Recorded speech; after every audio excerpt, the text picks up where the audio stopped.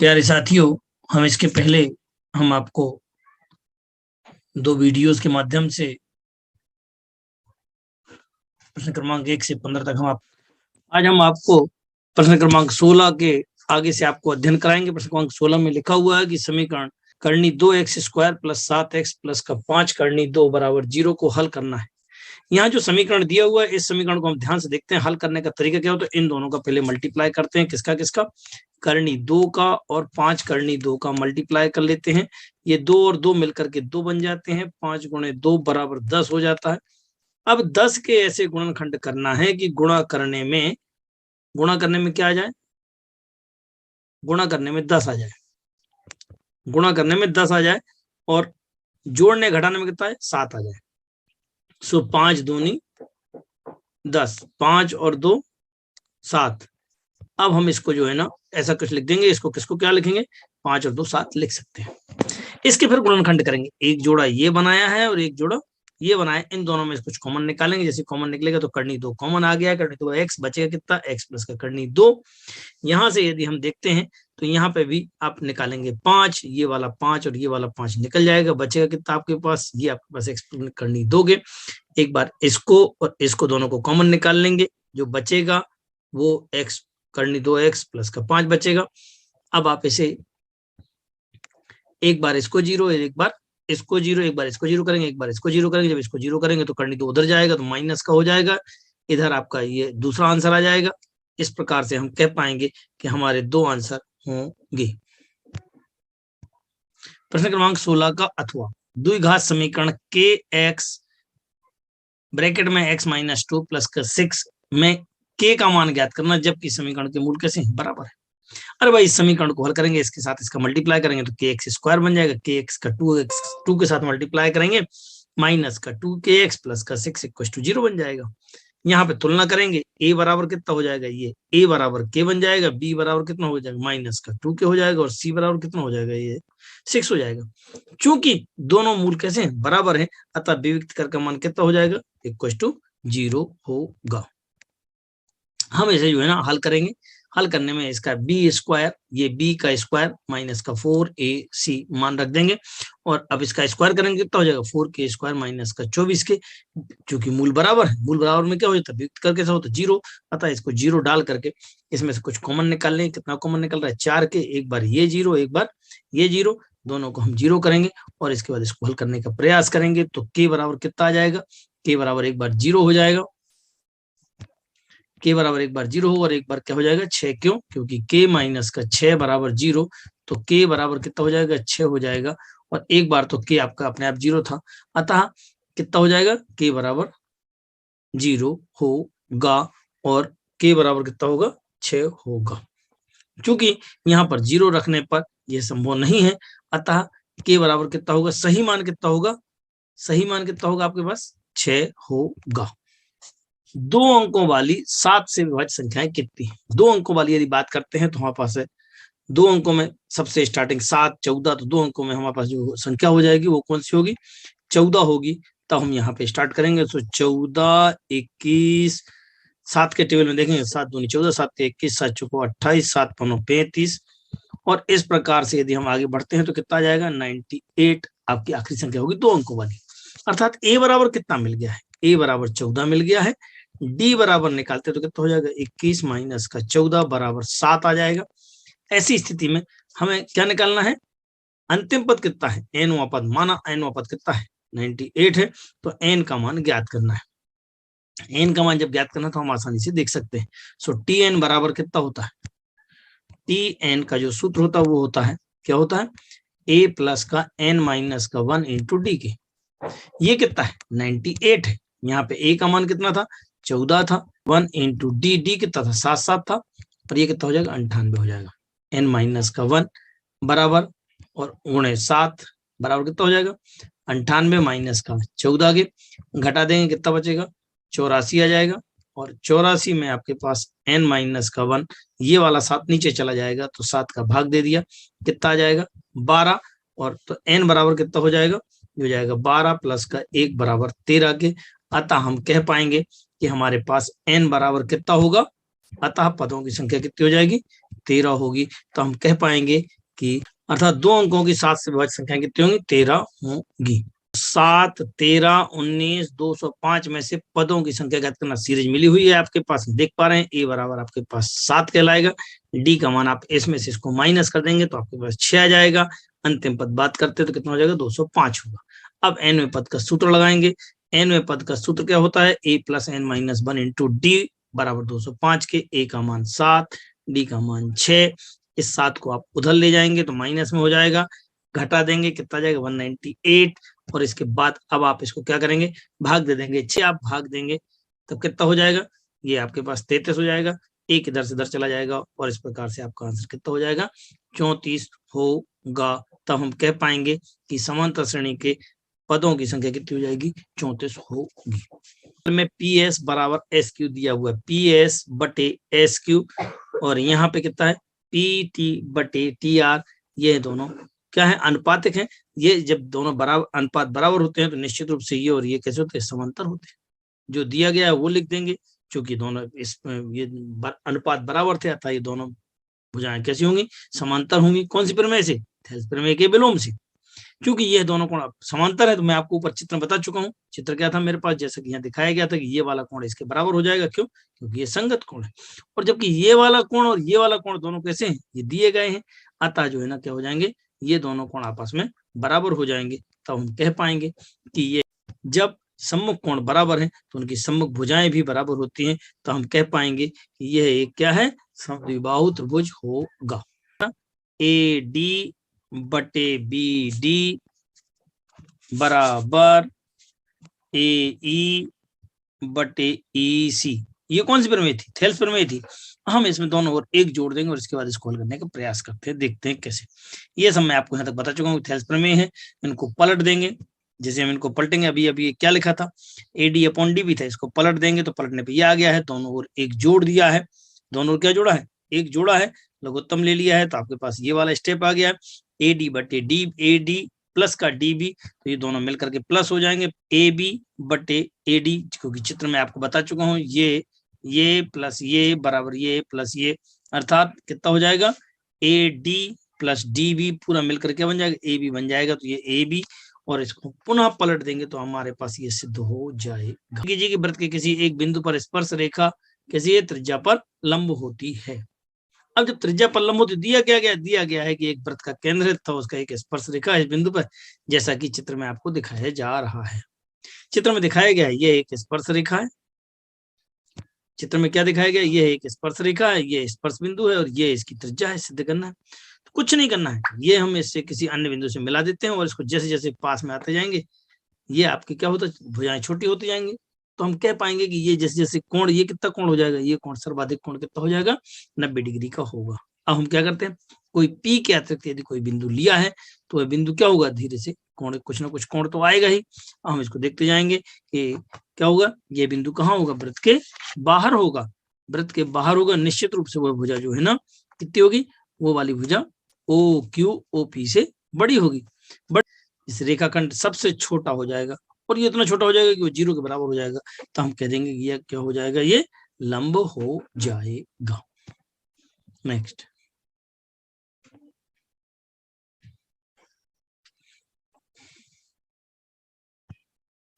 दो संकेंद्रीय वृत्त है, एक 5 सेंटीमीटर त्रिज्या, एक 3 सेंटीमीटर त्रिज्या। तो उस जीवा की लंबाई ज्ञात की जो छोटे वृत्त को स्पर्श करती है। देखते जाएंगे। यहाँ पे एक वृत्त दिया गया था जैसे दिखाया गया है। इसकी त्रिज्या अंदर वाले की कितनी है? 3 सेंटीमीटर। ये कितनी है? 5 सेंटीमीटर। तो हमको निकालना क्या है? ये दूरी पूरी की पूरी स्पर्श रेखा की जीवा की लंबाई ज्ञात करना है। ठीक है ना? क्या निकालना है? इस जीवा की लंबाई ज्ञात करना है। ऐसी स्थिति में क्या हो जाएगा?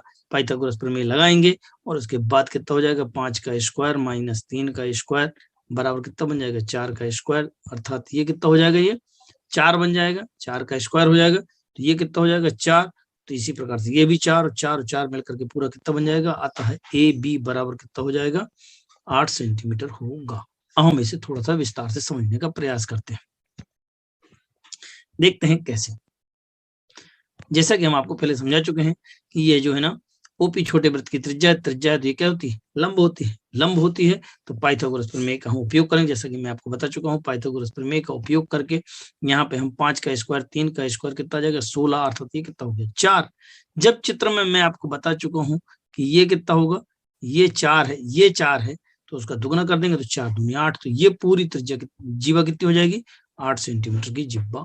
प्रश्नानुसार 7 और 6 है तो 7 बल्ले 6 गेने बराबर 3800 रुपए, ये पहला समीकरण बन जाएगा। दूसरे की बात करते हैं तो 3 बल्ले 5 गेने, सो 3 बल्ले 5 गेने बराबर कितना हो जाएगा 1750। हम इसे हल करने का प्रयास करते हैं। दोनों समीकरणों को विलोपन विधि से हल कर लें, जिस विधि से भी आपको हल करना हो उससे आप हल करेंगे। यहाँ पे कितने का गुणा 3 का कर लेते हैं, यहाँ पे भी कितने का 7 का हो जाएगा। स्टेप में जाएंगे तो कितना हो जाएगा 21x और 3 18y, 3 से इसको भाग गुणा कर दिया है, सो 0 0, 3 8 24 की 4, हासिलाई 2 और 3 3 9, 9 2 11। ये हो गया तीसरा समीकरण। अब 7 का गुणा किया तो 7 दिया 21x, फिर 5 का किया 7 पर 35y, इससे किया 7 का तो 0, 7 5 35 की 5, हासिलाई 3, 7 7 49। देख पाएंगे कि दोनों समीकरण 3 और समीकरण 4 के चिन्ह बदलने पर, 4 के चिन्ह बदलने पर ये 21 21 कट गया। यहाँ देख लिया माइनस का 17 बराबर, इसको हल कर लिया माइनस का 85, तो y बराबर कितना हो जाएगा माइनस का 850 बटे 17, 17 5 85, माइनस से माइनस कैंसिल हो गया और ये 50 आ गया। अतः एक बल्ले की कीमत कितनी हो जाएगी 50 रुपए हो जाएगी समीकरण 1 में मान रखने पर। किस पे कितना निकाला है 5, बन जाएगा 3x धन का 5 गुणे 50 बराबर 1750 के। थोड़ा सा और हल करेंगे, ये बन जाएगा 3x, इन दोनों का गुणा करेंगे कितना हो जाएगा 250 बराबर 1750 के। और हल करते हैं तो 3x बराबर 1750 माइनस का 250 बराबर 1500। 3 का हम भाग दे देंगे, जिस 1500 बटे 3 और 3 का भाग दे दिया, कितना आ जाएगा x बराबर 500।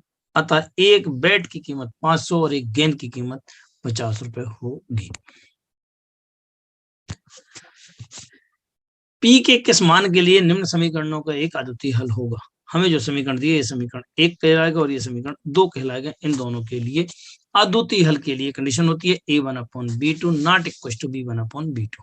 हम सबसे पहले इनकी तुलना कर लेते हैं। तुलना कर लिया, a1 का मान, b1 का मान, c1 का मान, a2 का, b2 का और c2 का मान। ये a1 b1 c1 a2 b2 और ये C2 कहलाएगा। हम जैसे ये मान ज्ञात कर लेते हैं तो हम जानते हैं कि ये नॉट इक्वल टू होता है। इनके मान रख दिए हैं, मान रखने गए तो कितना जाएगा 4/2, नॉट इक्वल टू P/2, तो P/2। इन दोनों को सोल्व कर लिया तो आंसर आ गया हमारे पास। कितना आंसर आ गया है P नॉट इक्वल टू 4 के लिए समीकरण के 7.6 सेंटीमीटर का एक रेखाखंड खींचना, उसे 5:7 में विभाजित कीजिएगा, दोनों भागों को नापिए। तो आप कैसे कर पाएंगे, सबसे पहले एक b बराबर 7.6 सेंटीमीटर का एक रेखाखंड खींचा। कितना खींचा है नाप करके खींचेंगे आप स्केल से, कितना 7.6 सेंटीमीटर का एक रेखाखंड खींचा है। इसका नाम क्या दिया है, ए दिया है और ये बी दिया है। अब नंबर 2 में क्या लिखा, किरण AC नीचे की ओर ऐसा खींचना है जैसे कि न्यून कोण बनाएगा। ये नीचे की ओर खींच लिया, इसका नाम C कर दिया। AC खींचिए। फिर लिखा हुआ 3 नंबर पे देखते हैं, 3 नंबर पे लिखा हुआ है, 3 नंबर पे क्या लिखा, किरण AC को नीचे शुरू करते हुए 5 3 8, कितने 8 और 5 13 भाग, तो 1 2 3 4 5 6 7 8 9 10 11 12 13 भाग खींचेंगे और 13वें भाग को इससे मिला देंगे। तब 5वें भाग A1 A2 A3 A4 A5, ये जो A5 है यहाँ से इसके समानांतर हम एक रेखा खींचेंगे और इस प्रकार से यहाँ पे जो नया बिंदु प्राप्त होगा वह ये 5:7 प्राप्त हो जाएगा। लिखा है 4 सेंटीमीटर 5 सेंटीमीटर और 6 सेंटीमीटर भुजाओं वाले एक त्रिभुज की रचना करना है। सो आप सबसे पहले क्या करेंगे, 4 5 6 सेंटीमीटर की एक रेखा खींचेंगे। रेखा खींचने के बाद बनाए, जरा कैसे बनाते हैं, ये 6 सेंटीमीटर की एक रेखा खींची, कितनी है 6 सेंटीमीटर है। यहाँ से 4 सेंटीमीटर कट लगाया, यहाँ से 5 सेंटीमीटर कट लगाया और ये आपके पास एक त्रिभुज तैयार हो गया है। ये 6 ये 5 सेंटीमीटर और ये 4 सेंटीमीटर की भुजाएं तैयार हो गई। अब कितना अनुपात लेना है, 2:3 में बनाना है आपको। तो क्या करेंगे आप, 2:3 में बनाने के लिए आप इसे आसानी से आप इसको सोल्व कर सकते हैं। तब आप इसे न्यून कोण की ओर ऐसे आप एक रेखा खींचेंगे। चूंकि भाग कितने 2/3 है तो आप 1 2 3, तीसरे भाग के साथ आप इसको मिलाएंगे। ऊपर लिखा है 2, इसलिए आप दूसरे भाग को इससे मिलाएंगे, समांतर इसके समानांतर आप इसकी रेखा खींचेंगे। ये क्या था आपके पास, जो भी था, इसके साथ आप यहाँ पे भी इसके समांतर रेखा खींचेंगे और इस प्रकार से कह देंगे कि आपको एक नया त्रिभुज ऐसा ऐसा और ऐसा प्राप्त हो गया है, जो कितना होगा, 2:3 में होगा। दो घनों में से प्रत्येक का आयतन कितना है, 64। क्योंकि एक घन का आयतन, घन की माना की भुजा कितनी है, a है, भुजा की लंबाई a है, तो उसका आयतन कितना हो जाता है, 1/3। अब जब 1/3 होता है तो हम इसकी भुजा निकाल पाएंगे, कितनी आ जाएगी, इसको 64 को 4/3 लिख सकते हैं, 64 को 4/3 लिख सकते हैं। तो यहाँ से 3 से 3 कट जाएगा और a बराबर आपके पास 4 आ जाएगा। अब क्या हुआ, ध्यान रखना है कि हमने जब 2 लिए थे तो लंबाई जो बढ़ जाएगी वो कितनी हो जाएगी, 4 + 4 अर्थात कितनी हो जाएगी, 8 सेंटीमीटर हो जाएगी, जैसा कि यहाँ दिखाया गया है। चौड़ाई वही रहेगी, ऊंचाई वही रहेगी। अब जो बना हुआ घनाभ है वो इन लंबाई चौड़ाई पे आपको बना करके, लंबाई चौड़ाई पर बना करके आपको इसको सोल्व करना है। सो घनाभ का जो क्षेत्रफल होता है, घनाभ का पृष्ठीय क्षेत्रफल 2 × LB + BH + LH मान रखना शुरू करेंगे और मान रख करके आप इसे LBH में 8 4 4 लेकर के आप इसको हल करें, 8 4 4 4 और 8 4 इसको गुणा भाग करेंगे, गुणा भाग करके आप आसानी से आप इसे निकाल सकते हैं। सो 8 चौको 32, ये कितना हो जाएगा, 8 चौको 32, 4 चौको 16 और 8 चौको 32, इनको सबको जोड़ लेंगे, कितना जाएगा 80 और 2 का गुणा करके हम 160 वर्ग सेंटीमीटर ज्ञात कर लेंगे। यहाँ पर एक लकड़ी के एक ठोस बेलन में से आपको अर्धगोलाकार खोद करके निकालते हुए एक वस्तु बनाई गई है। चूंकि यह कैसा है आपका, ये बेलन है तो इसका संपूर्ण पृष्ठ निकालना, तो संपूर्ण पृष्ठ में कितना हो जाएगा, संपूर्ण पृष्ठ में इसका वक्र पृष्ठ आ जाएगा, किसका, बेलन का। तो बेलन का वक्र पृष्ठ कितना होता है, 2πRh होता है। अब 2 खोखले गोले हैं, ऊपर अर्धगोले हैं, 2 हो गए हैं, अर्धगोले हो गए, अर्धगोले में कितना हो जाएगा, 1/2 हो जाएगा, क्योंकि अर्धगोला, या अर्धगोले का देखेंगे तो 2πR², क्योंकि गोले का कितना होता है, 4πR² होता है, क्योंकि अर्धगोले ऊपर और नीचे। तो अब आप इसको सॉल्व करेंगे, आर का मान और ऊंचाई डाल देंगे, आंसर आ जाएगा, कितना हो जाएगा, 2π कॉमन निकाल लिया है, अगर आपको दिखाई दे रहा हो, एक ये 2 निकला है, पाई निकला है, 2 निकला है और ये पाई निकला, इसको कॉमन निकालें, कितना बचेगा, RH बचेगा और यहाँ पे कितना बचेगा, 2R² बच जाएगा। मान रखना शुरू कर देते हैं, 2 और पाई का मान 22/7, यहाँ पे आर का मान कितना जा रहा है, चित्र में देखते हैं, आर का मान है 7/2 और ऊंचाई कितनी, 10 या 3.5, तो 3.5 × 10 धन का 2 × 3.5 का वर्ग, और इसे हम आसानी से हल करेंगे। हल इनका प्लस जो होगा वो कितना हो जाएगा, 24.5 होगा। इन दोनों को भी हम जोड़ देंगे, जब जोड़ेंगे 24.5 को और 35 को जोड़ेंगे तो कितना आ जाएगा आपके पास, 59.5 आ जाएगा।